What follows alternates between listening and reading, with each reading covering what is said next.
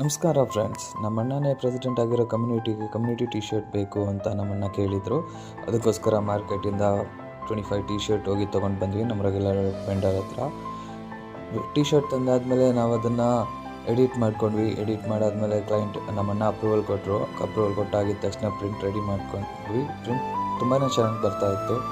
ತುಂಬ ಚೆನ್ನಾಗಾದಮೇಲೆ ನಾವು ಪ್ರೊಫೆಷ್ನಲ್ DTF ಮಷಿನ್ ಹಾಕಿರೋದ್ರಿಂದ automatic heat, automatic powder shake ಆಯಿತು.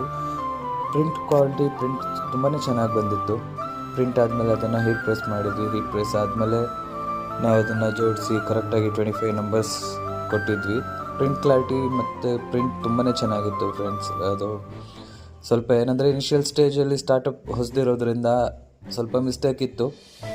ನಾವು ಅದನ್ನು ನೆಕ್ಸ್ಟ್ ವಿಡಿಯೋ ಒಳಗಡೆ ತುಂಬಾ ಚೆನ್ನಾಗಿ ಪ್ರಿಪೇರ್ ಮಾಡ್ಕೊಂಡು ಬರ್ತೀವಿ.